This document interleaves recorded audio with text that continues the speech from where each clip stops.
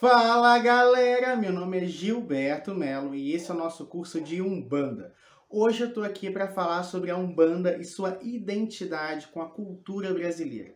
E falar um pouquinho sobre como a Umbanda foi se desenvolvendo, e se distanciando do Candomblé, ao mesmo tempo que ela foi absorvendo outras culturas, outras vertentes religiosas e formando essa religião tão mista que nós conhecemos hoje pela Umbanda, tá?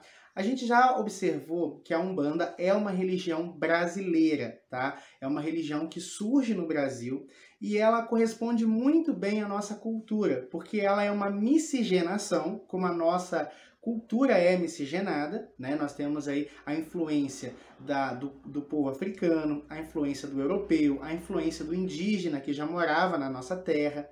Então a Umbanda ela acaba absorvendo principalmente esses três braços, porém não somente eles, tá? Mas vamos lá.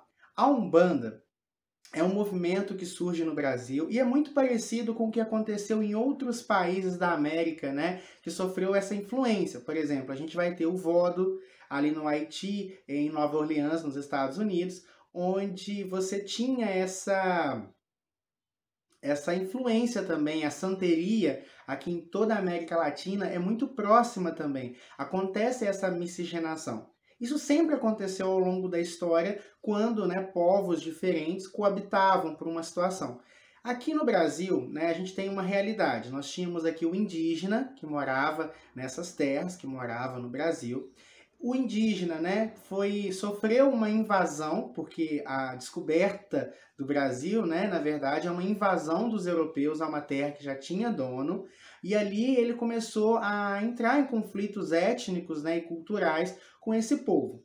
Vem aí o terceiro integrante dessa miscigenação, que são os povos que foram escravizados, e aí esses povos, que são os africanos, vindos de várias regiões da África, cada um com seu culto, cada um com seu orixá, e esses três grupos principais, eles começaram a coabitar.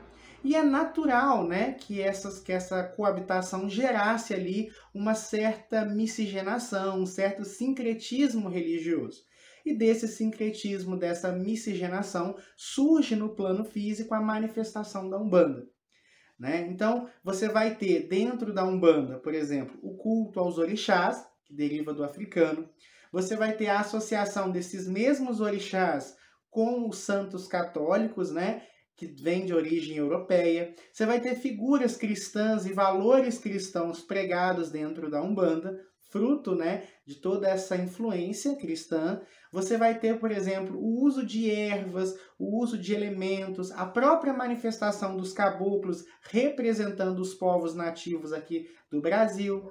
Então a Umbanda ela vai se formar em vários aspectos. Então o culto, o ritual, as influências elas são perceptíveis no dia a dia do terreiro, principalmente nas linhas de trabalho. A gente vai estudar no futuro as linhas que correspondem ali à Umbanda, mas você vai ter, por exemplo, os pretos velhos, espíritos que representam a alma africana. Você vai ter ali os Exus e outras entidades que vão representar ali a alma do europeu, e você vai ter os caboclos que vão representar a alma, a essência dos povos indígenas. Além dessa miscigenação principal, que é o que a gente mais vai ver dentro dos terreiros de Umbanda, essa miscigenação ela acontece e continua acontecendo até hoje. A gente vai estudar que existem novas linhas de Umbanda que vão surgindo com o tempo, mas isso é assunto para aula futura. Mas a gente vai encontrar uma forte influência também dos povos orientais ali, principalmente os japoneses, que migraram muito para o Brasil nos anos subsequentes à escravidão.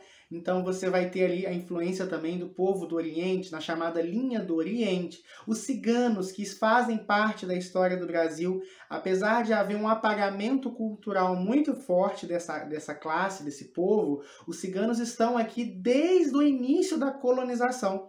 Muitas vezes os ciganos eles eram utilizados pelos jesuítas, pelos europeus, para fazer conexões, ligações entre regiões distintas do Brasil. Então, os ciganos estão aqui e também fazem parte da Umbanda. Com o tempo, as próprias personalidades regionais começaram também a influenciar na Umbanda. Então você vai ter, por exemplo, a figura do Zé Pilintra, que representa bem, né, o carioca, o malandro carioca. Você vai ter, por exemplo, os gaúchos, principalmente no norte, no sul do Brasil, você vai ter a influência ali dos gaúchos. No norte, você vai ter o chamado povo da Bahia, né? Então, a própria cultura regional começando a influenciar dentro, né, do culto de Umbanda. As demais correntes esotéricas, né, que foram chegando no Brasil também, junto, né, por exemplo, ao Wicca, as religiões que cultuam a natureza, os esotéricos, as ordens iniciáticas, né? Com o tempo, essas pessoas, ao terem contato com a Umbanda, também vão criando ali uma troca de influências, uma troca energética, uma troca de entidades, de egrégoras. Então a gente começa a ver também, trabalhando nos terreiros de Umbanda, essas novas linhagens, né? Então é muito interessante a gente ver o quanto a Umbanda ela sofre influências diversas, né? Pela própria manifestação que eu já conversei com vocês, que o Caboclo das Sete Encruzilhadas fez, de que qualquer espírito que se propusesse a caridade seria bem-vindo, fez com que a Umbanda se tornasse um leque muito grande, né? E ainda é uma instituição aberta a receber um novo. E é isso que faz da Umbanda uma religião tão rica, é isso que faz da Umbanda uma religião tão movimentadora, né, vamos dizer assim. É claro que no início, né, quando a Umbanda surge lá em 1908, no início do século XX, havia uma pressão muito grande contra a cultura africana, né? Então a gente percebe, por exemplo, findado ali a escravidão, que termina em 1988, houve um apagamento cultural, que já existia, né, durante a escravidão, mas havia uma eugenia sendo colocada em prática naquele período, de modo a... Aí foi quando começaram a trazer os italianos, né, começaram a trazer os europeus aqui para o Brasil.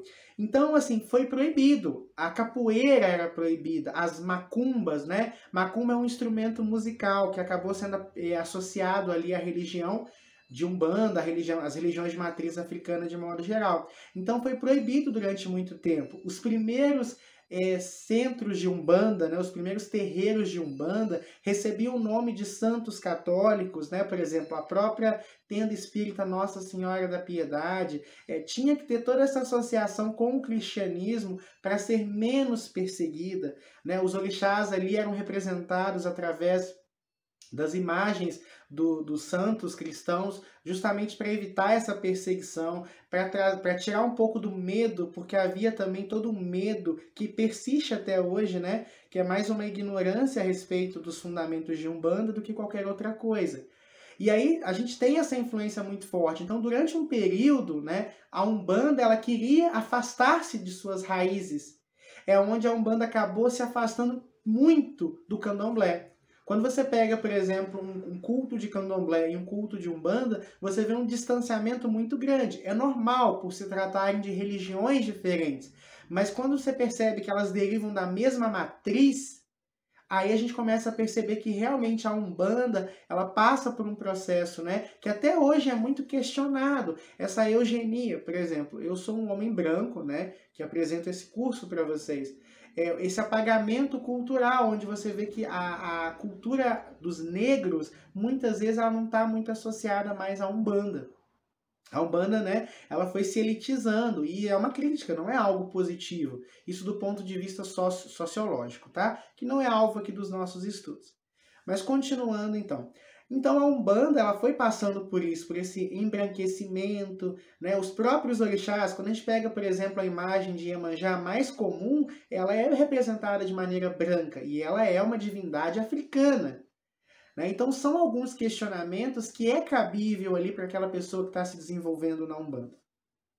Continuando então, né, a Umbanda foi, e hoje em dia há essa busca pelo resgate. No nosso terreiro, por exemplo, eu vou apresentar a vocês em aulas futuras para o terreiro que eu trabalho, né, para o meu terreiro, e vocês vão perceber, nós utilizamos as imagens dos orixás africanos. Claro que existem terreiros que utilizam dos santos católicos por uma questão de tradição, mas é importante a gente ver que hoje em dia há uma liberdade de culto maior, e resgatar essa ancestralidade também é um processo importante.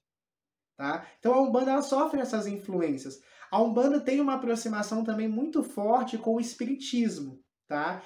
Tanto que no passado ela ficou conhecida como baixo espiritismo, né? Porque a Umbanda é considerada por muitos, e isso é um equívoco muito grande, que a Umbanda é uma corrente iniciática incrível, de muitos valores, de muita força espiritual. Ela era considerada espíritos atrasados se manifestavam ali, que as pessoas buscavam essa religião para o mal. São esses estereótipos negativos que persistiram ao tempo.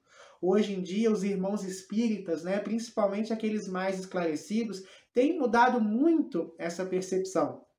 Hoje em dia não é incomum em centros espíritas, né, kardecistas, nós temos a manifestação de entidades que nomenclaturam como pretos velhos, caboclos e muitas vezes até como guardiões.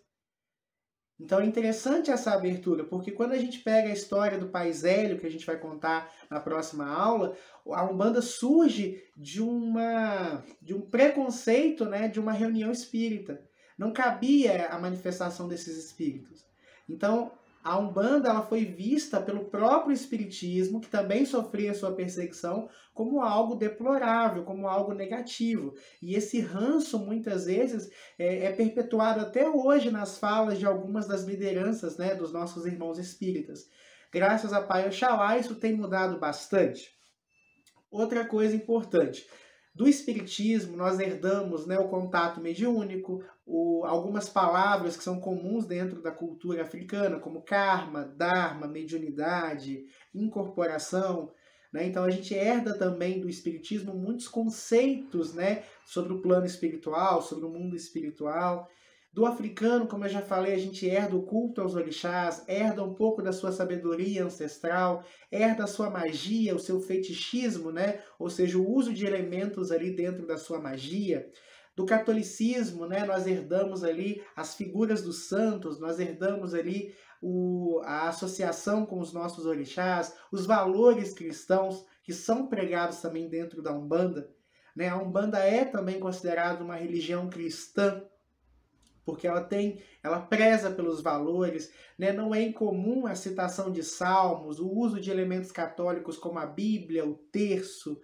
Então tem muitos processos ali que nós herdamos do catolicismo.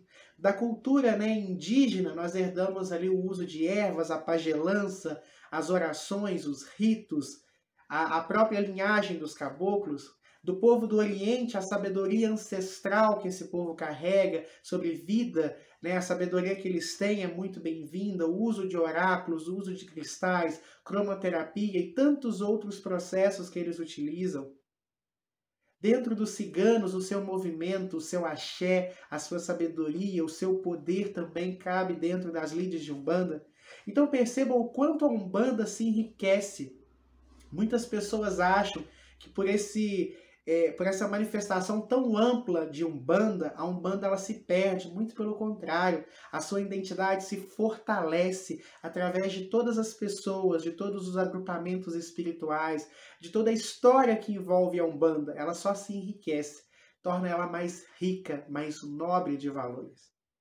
Então, pessoal, essa é a influência da Umbanda, essas são as manifestações que criaram, que geraram a nossa religião. Espero que vocês tenham gostado dessa aula. Desejo muita luz, muita paz e eu vejo vocês no próximo vídeo. Tchau, tchau!